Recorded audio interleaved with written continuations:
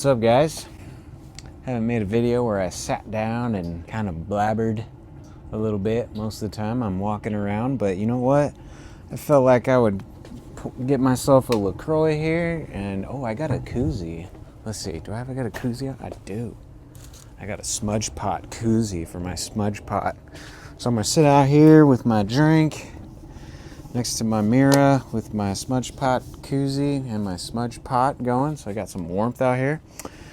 But yeah, so if you're new here and you're watching this video on my channel for the first time, this is my Daihatsu Mira walkthrough with the classic front end that I imported probably 2 or 3 months ago.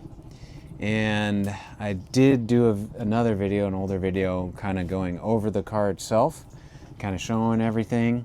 But this video is mainly going to be talking about my feelings towards this car and kind of what to expect if you decide to get one of these in Japan. I get asked quite a bit, like, what's going on with the Mira? You know, do you like it? Would you recommend it? Blah, blah, blah. So I'm like, I'm just going to make a video so I could just send you a video. Here you go. Take from it what you want. You know, kind of what you're going to be expecting if you get something like this in Japan. So, like I said, I've had this for probably 2 or 3 months now. And I've been driving it around, you know, every once in a while. I'll use it to throw all my packages in the back to go to the post office. I've taken it to a couple car shows, or actually one car show. No, I've taken it to a couple car shows, sorry. There was a drive, like a cruise in Buckley here. Took it on that. It's a very unique car, so it gets a lot of attention. I feel like it gets a lot more attention than all of the rest of my K cars. So if you go for something like this, just be prepared to be talked to and literally just get random strangers coming up and taking pictures of it. Like every time I go out, I can see somebody taking a picture or, you know, asking to take a picture. It's really funny. So from an advertisement standpoint, like if I put my logo on it, it'd be perfect because everybody looks at this thing. But I don't think I can use it for what I intended to use it for, because now the reality of this car has obviously set in, and I'm just like, okay, that's not really gonna work. And my intentions on using this car was for like a mobile K service truck, because sometimes it would be nice just to go to someone's house and service it versus having them come to me, because it doesn't always work out that way. But it didn't work out that way where I could do that with this car, because it's very slow. So let's talk about the Daihatsu Mira walkthrough. This has a 3-cylinder, naturally aspirated, 660cc, carbureted engine, okay? I don't know if they came fuel injected. I'm gonna say they probably, for the most part, didn't come fuel injected, but you could obviously do a swap. So if you see a turbo one, like Nick with Way Before the Fame, that was a swapped engine. They don't come with a turbo engine, so they can be swapped over. I believe he had the Mira TRXX engine in his, which is the L502S. That comes out of the L502S chassis, TRXX, and it is a 4-cylinder turbocharged, and these are 3-cylinder. I actually have a couple TRXXs coming, so if I get tired of one of them, I could do an engine swap at some point. But they came carbureted, naturally aspirated, and extremely slow. This one actually has a 5-speed manual swap in it. I believe they only came as a 4-speed, but this one does have a 5-speed, which is okay. I mean, 5-speed's kind of worthless because it's got no power in that fifth gear. So I'm mostly in 4th gear to get up to a good speed just to cruise at in 5th gear. But you got to understand, this thing is like a wall, you know, a moving wall essentially. So that's one reason why I'm not going to use it as a mobile K truck, service truck, because I hit about 80 kilometers an hour and then it's like it gets stuck there. It will maybe get up to like 85, just under 90, but it's usually stuck at that speed flat. Now, obviously, if I'm going downhill, I could get faster than that, but if I'm flat, it's very, very difficult to get over 90 kilometers an hour, which everything around here is about 110, 120 kilometers an hour speed limit. So this thing is really, really good for putting around town. If you plan on taking it on long drives on the freeway, I say that is a suicide mission.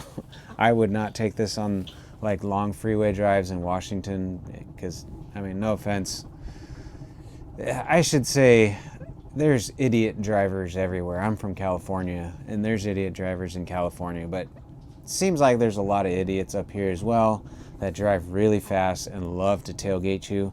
And this thing being barely getting up to 90 kilometers an hour, I can see this being just, asking for trouble on the freeway. So I don't ever really take it on the freeway. I took it on the freeway one time to go to a car show, and it did okay because I was in traffic, and that's another thing. If you're in a city area that there's always traffic, then yeah, that's fine. This thing will go in traffic all day long because no one's going fast. But it was mostly in traffic, so I was totally fine. But if I was going to go on a long drive somewhere and there's no traffic, this would be, I feel like, a very stressful drive. I like to cruise and not be stressing out with people tailgating me. I hate that. It drives me insane. So if you're looking for one where you're like, oh man, I think it's going to be fast, I can take it on long drives, this is not going to be the car for you. Now, if you found one that had a swap with the turbo engine, so it's a lot faster, then yeah, I totally see being able to keep up on the freeway, no problem. So if you're planning on using it to go on long drives on the freeway, you can look for one in Japan that has had a motor swap. Now, obviously, the motor swap ones are probably going to be a little more expensive because it has the swapped engine, but they are out there, and that would be the one you're looking for. Now, like I said, if you're cruising around town, like I use it to go to the post office, I'll use it to go drop stuff off or pick stuff up, within my area, this car is amazing because, one, it gets all the attention, so everyone in Buckley is kind of like, oh, you're the guy with the little blue right-hand drive wagon truck thing from Japan. Like, everybody sees it, takes pictures of it, wants to talk to you about it. So that's the cool aspect of it, is I could literally now only use it for advertising versus trying to use it for a mobile K truck, service truck. I can just put my logo on it and drive it around, and it's free advertising because everybody looks at it. So if you're okay with that, cruising around and getting all the attention, then this thing is great. It is a one-seater, but it does have a jump seat. The jump seat does not have a seat belt, so if you're planning on using it to carry people around, it's not going to be any good for that.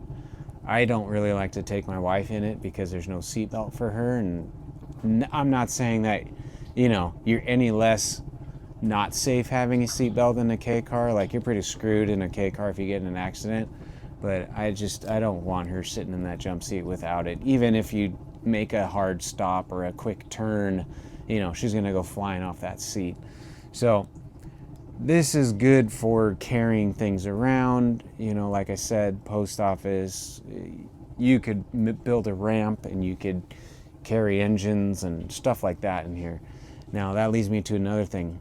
This one was modified. It was lowered in Japan, so the suspension is very soft, and it is almost like tires are almost in the wheel well. So I carried like four sets of tires and 4 sets of wheels and tires to go get them switched over at like Discount Tire, and it was like bottoming out. So it can't hold any weight, so that eliminated putting anything back there, toolboxes, workbench, nothing. And yeah, obviously I can upgrade the suspension, but there's really no point of upgrading the suspension if I can't take this thing on the freeway to go make any service calls, because it's just, extremely slow. Yeah. Oh, you're a couple hours away? Okay, I'll see you tomorrow. You know what I mean? So it's not worth beefing up the suspension when the engine's still extremely slow for what I need it for.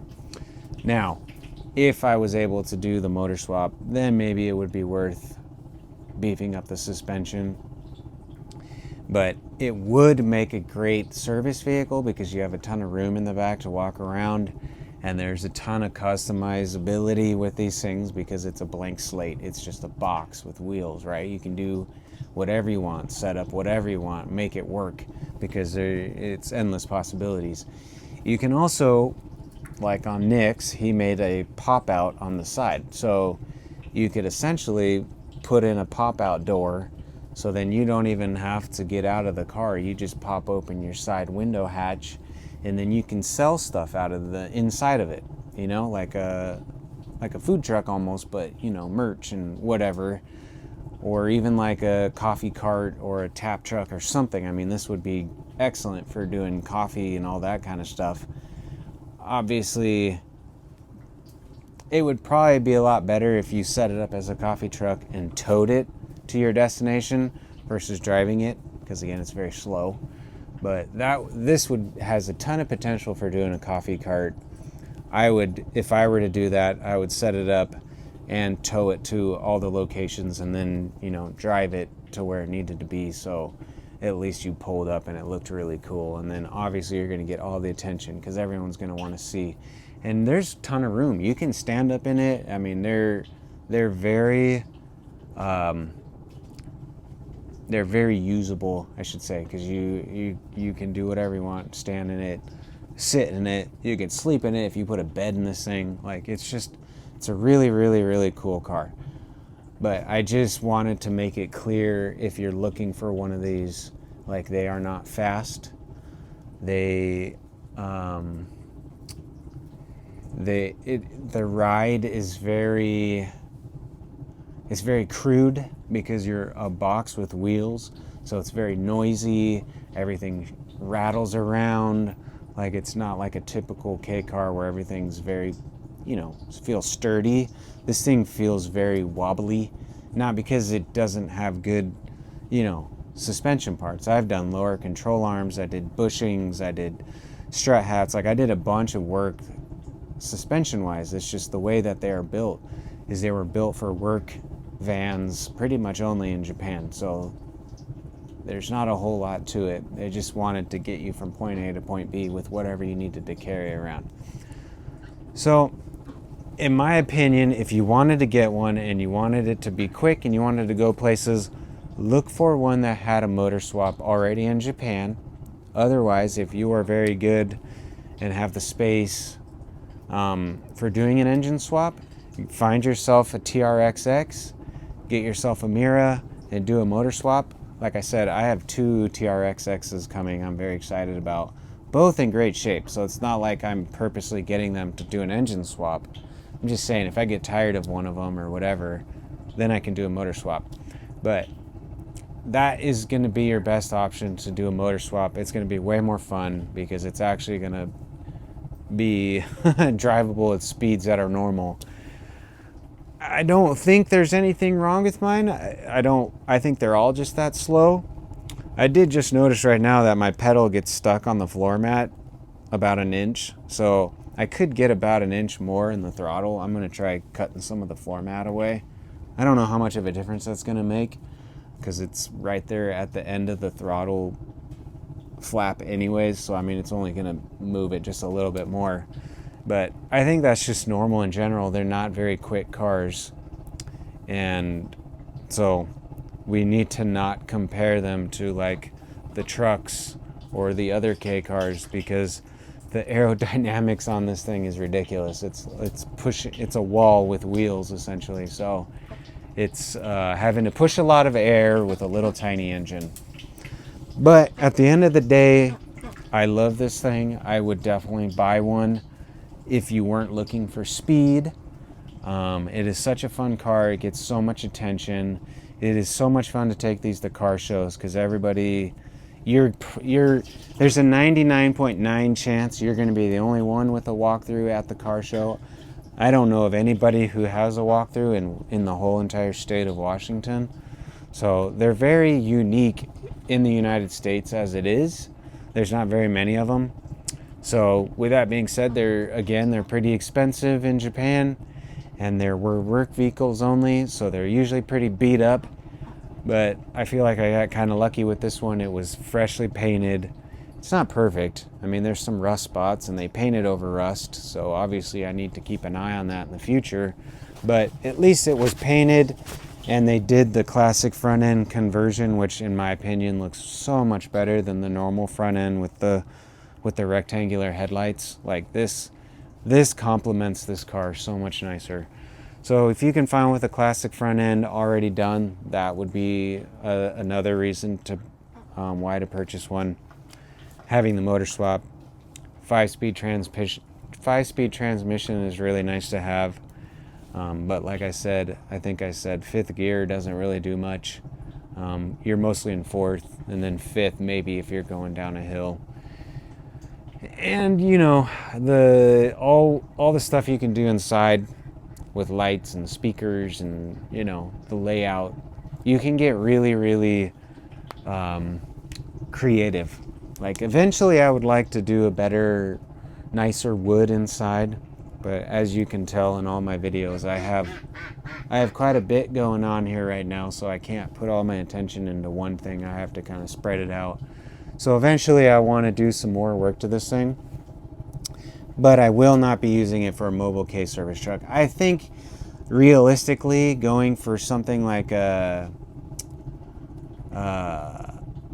Toyota, I think Toyota or Nissan has like a big full-size box van like this style. That's what I want. So it's got a normal engine, and you can definitely go on the freeway with that. They're bigger, full size, so then you can get way more in the back, more tools, more space to work, a big bench. So I think I might eventually go for something like that. But this is fun, and I'm glad I got it. I literally bid on it as a joke. I saw Nick was kind of hyping it up in auctions, so I jokingly threw a ridiculous bid at it, thinking that it would go higher. I was trying to, it's kind of karma, I think. I was trying to mess with the auction, you know, trying to distort the auction a little bit, and then I ended up winning it. So kind of joke's on me, because I was trying to mess with it, and yeah, I ended up getting it. But it's okay. I really do like this car, and I would recommend getting one if that is something you can handle. As far as speed and how it feels. But yeah, I really like the car. Get yourself one with a turbo, it'll be even way more fun. But if you're just looking to cruise, these are perfect. And you can do different wheels. These are Daihatsu Mira wheels, so it was perfect. It is lowered, and I know there's not a lot of these over here in the United States, so you know, there's not a huge demand in parts for them, but I am going to start carrying parts. So if you see this video and you do want to get one, I am going to start carrying parts for it. Air filters, fuel filters, you know, bushings, lower control arms, brake pads, spark plugs, stuff like that, spark plug wires. I am going to just keep a few of those things on hand here. So if you do want to get one, and you're in a pinch for parts, I will start having those parts on hand, so you don't have to try to get them from Japan, and just kind of makes it easier for me in the future or anybody else who wants one. So yeah, I'll start putting that on my website. But cool, hopefully that was helpful. Hopefully I kind of hit everything you wanted to hear as far as the engine and how it feels, and kind of versus a turbo. Obviously a turbo one's going to be much faster, and if it's a TRXX, that engine was built to race, so it'll be really, really fast if you get a TRXX turbo swapped Mira. 100%, because the TRXXs that are coming with that engine, they were rally built, so it's a very powerful engine, and so that would be a very, very cool engine to have in this thing for sure. I would highly recommend trying to get something like that. But yeah, cool. Thanks for watching, guys. I appreciate it. Like the video, subscribe if you would like, show your friends this if they want to get a Mira. And like I said, I'll start putting parts on my website, okgarage.com, for the walkthrough. And if you got questions, you can shoot me an email and I'll try to get back to you. And I will see you guys on the next one. See ya.